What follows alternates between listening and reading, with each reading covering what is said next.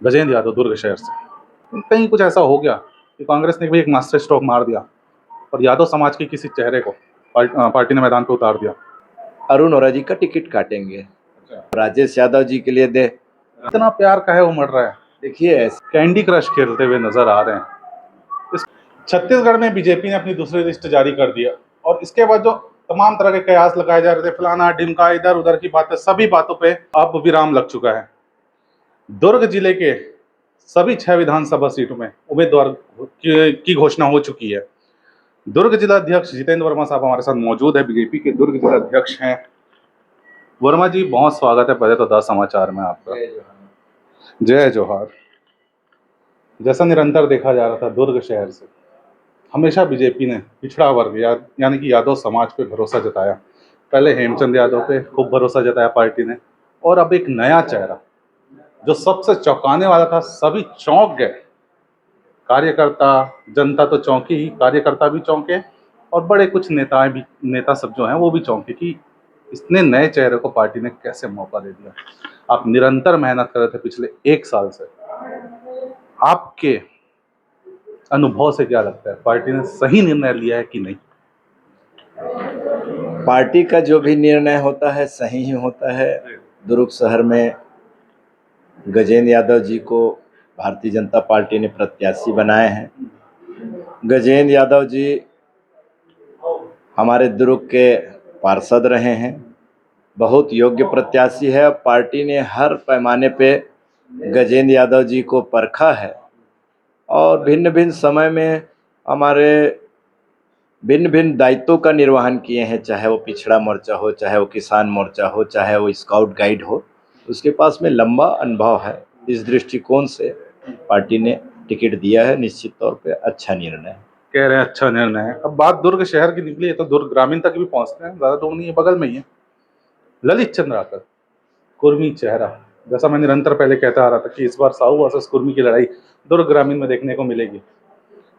BJP ने तो final कर दिया कुर्मी उम्मीदवार, कांग्रेस से भी लगभग तय है ताम्रध्वज साहू साहब गृह मंत्री। ललित साहब को कैसे देखते हैं? ललित चंद्राकर जी हमारे बहुत ही निष्ठावान कार्यकर्ता हैं और युवावस्था से भारतीय जनता पार्टी की सेवा कर रहे हैं। वो भाजयुमो के जिला अध्यक्ष के भी दायित्व के निर्वहन किए हैं और विधानसभा के प्रत्याशी के तौर पे 2008 के परिसीमन के पहले जब खेरथा विधानसभा होता था तो वो 2003 में भी दावेदार थे और 2003 से लेकर के देखो 20 साल बाद 2023 में उसको भारतीय जनता पार्टी ने दुर्ग ग्रामीण से प्रत्याशी बनाए हैं। ललित चंद्राकर जी वर्तमान में जिला महामंत्री मेरे साथ, उसके पहले भी वो डॉक्टर सीतामेर जी के साथ जिला महामंत्री थे। और मैं कहता हूं कि काफी लंबे समय से दुर्ग ग्रामीण के एक एक गांव में सुख में दुख में जा रहे थे। निश्चित तौर पे वो सीट अपन जीतेंगे। मार्जिन क्या रहेगा दुर्ग ग्रामीण, दुर्ग शहर की बात करें तो? मैं मार्जिन तो बता नहीं पाऊंगा क्योंकि मैं ज्योतिषी नहीं हूँ, लेकिन हमारे जो प्रत्याशी लोग हैं। आप ज्योतिषी नहीं हैं, मैं भी जाऊंगा आपका बात काट रहा हूँ, लेकिन काफ़ी अनुभवी हैं, राजनीति का इतना अनुभव है। आप लोग निरंतर कह रहे हैं कि जीत तो हमारी होगी इस बार, दुर्ग शहर से भी ग्रामीण से भी। तो जीत की मार्जिन जरा बताइए ना, कार्यकर्ताओं में जरा जोश भरिए ना। मान के चलिए कि 5,000 से ऊपर से ही जीतेंगे। अच्छा। हाँ, कम से कम 5,000 से ऊपर से ही जीतेंगे और दोनों जगह पे? दोनों जगह में। बाकी जो बचे 4 विधानसभा सीट दुर्ग जिले की, उसमें आपकी क्या राय है? देखिए, पाटन विधानसभा है, पाटन विधानसभा में मुख्यमंत्री की सीट है, तो हमारे भी प्रत्याशी नहले पे दहला है। 2008 में विजय बघेल जी स्वमेव कांग्रेस के प्रत्याशी भूपेश बघेल जी को हराए हैं और पूरे छत्तीसगढ़ में लोकसभा चुनाव में रिकॉर्ड मतों से जीत करके एक नया रिकॉर्ड बनाए हैं और जो कि इस दुर्ग जिले के लिए एक गौरव का विषय है। और इन लोगों के भयभूत भ्रष्टाचार से त्रस्त है मतदाता, तो वो सीट अपन जीतेंगे ही। अब हम आते हैं भिलाई में। प्रेम प्रकाश पांडे जी स्वमेव चाणक्य हैं, कई बार चुनाव लड़े हैं और कई बार जीते हैं, विधानसभा का अध्यक्ष भी रहे हैं, कैबिनेट मंत्री भी रहे हैं। आदरणीय सुंदरलाल पटवा जी के भी कैबिनेट जब मध्य प्रदेश हुआ करता था तब भी वो मंत्री रहे हैं युवा अवस्था में। बहुत सुंदर प्रत्याशी है। हमारे अहिवारा विधानसभा को ले तो अहिवारा विधानसभा में डोमन लाल कोसेवाड़ा जी टिकट मिले हैं, पेशे से गुरुजी थे और 2008 में भारतीय जनता पार्टी टिकट दिए थे तो वो विधायक ही थे और माननीय ताराचंद जी के साथ में भिन्न भिन्न पदों में भी काम किए हैं, तो उसको काफ़ी अनुभव है, पुराना खिलाड़ी है वो, तो वहाँ हारने का सवाल ही पैदा नहीं उठता।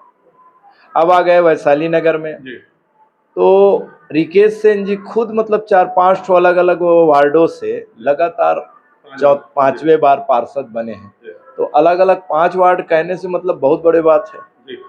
और सेन समाज को टिकट दिए हैं, सबसे बड़ी बात यह है छत्तीसगढ़िया फेस कहिए, सेन समाज में आज तक के टिकट मिला है नहीं मिला है, मेरे को तो मेरे जानकारी में नहीं मिला है।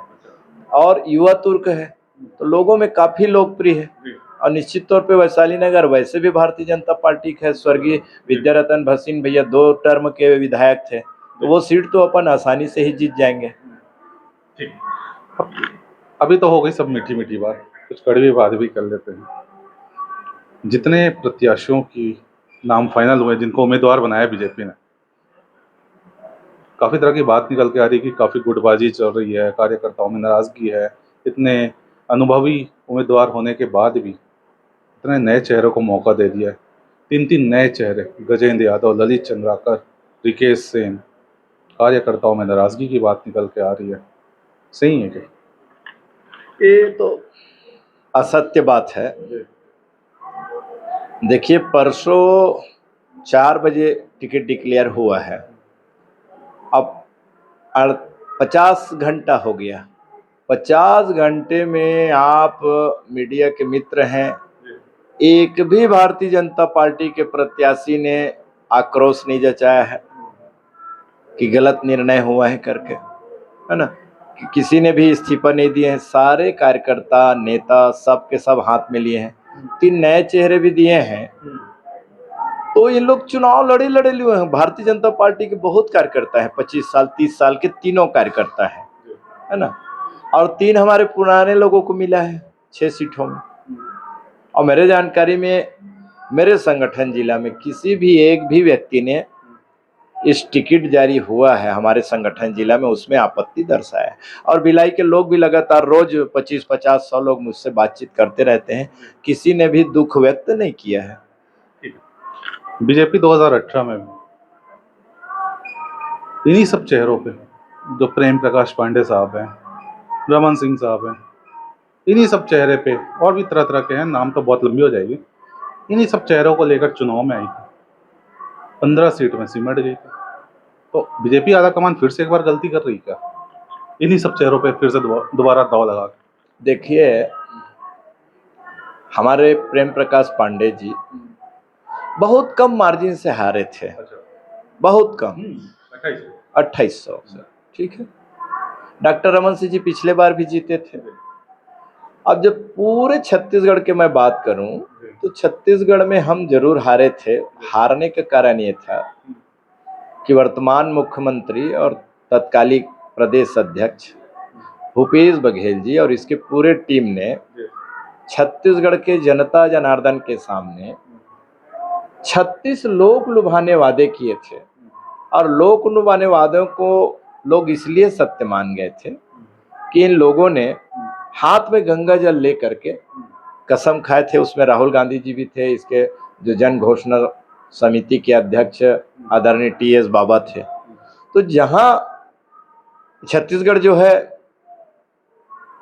हिंदू समाज के बहुल इलाके हैं, और हिंदू समाज में गंगा के जल को बहुत ही पवित्र माना जाता है, सबसे बड़े कसम के रूप में माना जाता है। और कोई राजनीति के बड़ा नेता, प्रदेश का नेतृत्व करने वाले नेता, राष्ट्रीय को नेतृत्व करने वाले नेता जब गंगा जल के कसम खा रहे हैं कि हम करेंगे, इसकी शराबबंदी है, कि युवा लोगों को 2500 रुपया पर मंथ देने का है, कैसे ऐसे 36 वादे तो प्रत्यक्ष रूप से घोषणा पत्र में किए थे, और जो जहां जाते थे, जहां का जो समस्या था वो हल कर पाएंगे कि नहीं कर पाएंगे, तो सारे के सारे मौखिक रूप से और अपने अपने विधानसभा में लिखित रूप में घोषणा पत्र जारी कर दिए थे। तो छत्तीसगढ़ के जनता को लगा कि ये लोग मतलब A to Z समस्या का निराकरण कोई कर सकता है तो कांग्रेस पार्टी कर सकती है, इसलिए कांग्रेस पार्टी की सरकार बनाना चाहिए। मतलब कोई भी पार्टी आके गंगा जल पे हाथ लेके कसम खा दे, और एक तरफ आप लोगों का 15 साल का कार्यकाल, इस पे भारी पड़ गया, आप ऐसा कह रहे हैं? देखो, राजनीति में आप भी काफी लंबे समय से इस क्षेत्र में काम कर रहे हैं। ये इतिहास का पहला मतलब गवाह है, कह लीजिए, कोई उदाहरण कह लीजिए, कि कोई राष्ट्रीय पार्टी कांग्रेस पार्टी ने हाथ में गंगा जल को लिए थे। अब इस बार ये लोग गंगा जल ले लें या गौ पूछी पकड़ लें, छत्तीसगढ़ के मतदाता अब कांग्रेस पार्टी को वोटिंग करेंगे ही नहीं। एक एक प्रत्याशी, 90 विधानसभा के जो प्रत्याशी नए भी आएंगे, वो भी प्रत्याशी कोई गौ पूंछ को पकड़कर गंगा जल है ना, या फिर तुलसी महारानी की पेड़ है, इसको अपने हिंदुस्तान में बहुत मान्यता है, पकड़ के घूमेंगे, फिर भी अब मानने के लिए तैयार नहीं है।